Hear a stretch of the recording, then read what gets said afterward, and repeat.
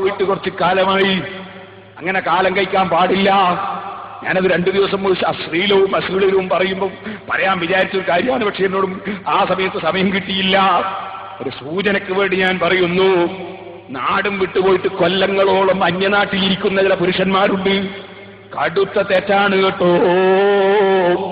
നല്ല ആരോഗ്യമുള്ള യുവതികളെയും വീട്ടിലിരുത്തിയിട്ട് നിന്റെ ദുന്യാവ് സമ്പാദിച്ചിട്ട് നിനക്ക് മതിയാകുന്നില്ല. നീ ദുന്യാവ് ഇങ്ങനെ സമ്പാദിക്കാൻ വേണ്ടി ഭാര്യനെയും വീട്ടിലിരുത്തി അന്യനാട്ടിൽ എത്രയോ കാലങ്ങൾ പോയി ഇരിക്കുന്ന ഏർപ്പാട് നിർത്തണം സഹോദരന്മാരെ. ഒരു ചുരുങ്ങിയ കേസ് ചെലവായാൽ തന്നെ ഇടയ്ക്കിടയ്ക്ക് വന്നു പോയിക്കൊണ്ടിരിക്കണം വിദേശത്ത് പോകുന്നവർ. അത് നമ്മുടെ സ്ത്രീകളുടെ സുരക്ഷിതത്വത്തിന് അനിവാര്യമാണ്.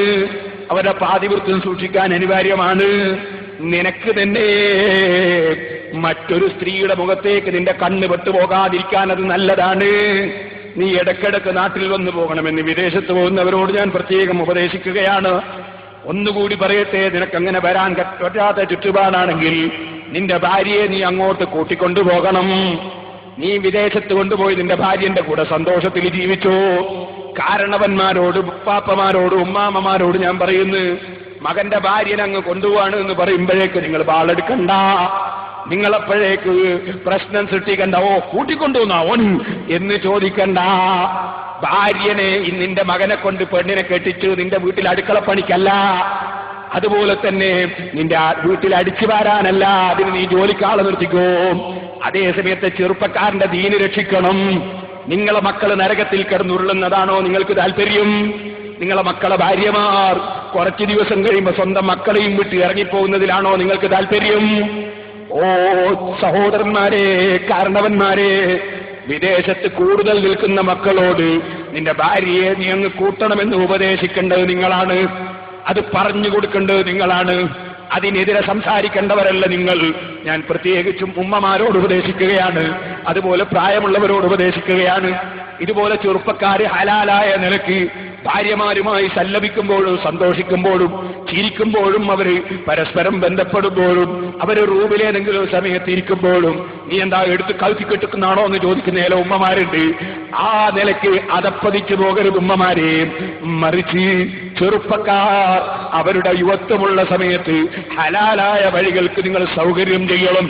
രക്ഷിതാക്കളോടൊരു ഉപദേശം കൂടി ഞാൻ ഇടയ്ക്കങ്ങ് പറയട്ടെ. ചെറുപ്പക്കാരായ ആൺകുട്ടികളുണ്ടെങ്കിൽ അതാ നിന്നോട് അനുയോജ്യമായ വിവാഹാലോചന വരുമ്പോ നീ അവിടെ തെങ്ങിന്റെ എണ്ണം നോക്കാതെ, കാറിന്റെ പവർ നോക്കാതെ, അറയുടെ ഉഷാറ് നോക്കാതെ, പണത്തിന്റെ മുമ്പിൽ നിന്റെ മകനെ പണയം വെക്കാതെ ദീനുള്ള കുടുംബത്തിൽ നിന്ന് വിവാഹാലോചന വരുമ്പോ നിന്റെ ചെറുപ്പക്കാരനായ മകനെ കൊണ്ട് വിവാഹം കഴിപ്പിക്കണം. ആ മകൻ എന്തെങ്കിലും ഒരു ഹറാമിലേക്ക് തെറിച്ചു പോയാൽ, ഒരു ഹറാമ് പരിചയിച്ചു പോയാൽ അതിന്റെ ഉത്തരവാദിത്വം തെങ്ങിന്റെ എണ്ണവും പറഞ്ഞ്, പണത്തിന്റെ എണ്ണവും പറഞ്ഞ്, പവനിന്റെ എണ്ണവും പറഞ്ഞ് സ്ത്രീധനവും കാത്തിരുന്ന ഉപ്പയായ ബാപ്പയായ നീയാണ് കേട്ടോ. അതിന് വാശി പിടിച്ച അമ്മാമനാണ് കേട്ടോ. അതിന് വാശി പിടിച്ച ഉമ്മയാണ് കേട്ടോ. നിന്റെ മകൾ ജീവിതത്തിൽ ഒരൊറ്റ വ്യഭിചാരം നടത്തി പോകുന്നത് നിനക്ക് ദുന്യാവ് മുഴുവനും കിട്ടുന്നതിനേക്കാൾ എത്രയോ അബദ്ധമല്ലേ. നിന്റെ ഒരു മകനൊരു വ്യഭിചാരം നടത്തിയിട്ട് നിനക്കൊരായിരം തെങ്ങ് കിട്ടിയിട്ട് എന്താ മോനെ, നിനക്കൊരായിരം പവന് കിട്ടിയിട്ട് എന്താ മോളെ?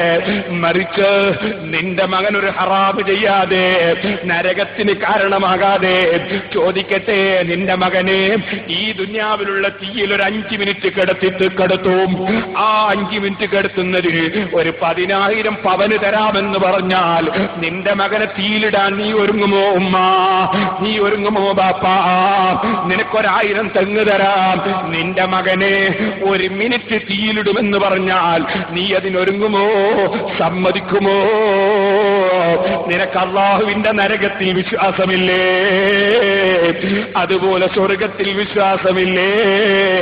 നിന്റെ മകൾ നിന്നോട് ചോദിച്ചിട്ടല്ല വ്യഭിചാരത്തിന് പോവുക, നിന്നോട് ചോദിച്ചിട്ടല്ല ഹറാമ് ചെയ്യാൻ പോവുക. നിന്റെ മകനെ നീ അതാ വിവാഹപ്രായമെത്തിയിട്ട് വിവാഹം കഴിപ്പിക്കാതെ നിർത്തിയാൽ അവൻ ഹറാമിലേക്ക് പോയി, അവൻ തീ കുണ്ടാരത്തിൽ നിന്ന് എരിയുമ്പോ ബാപ്പനെ ലേനത്ത് ചെയ്തില്ലേ?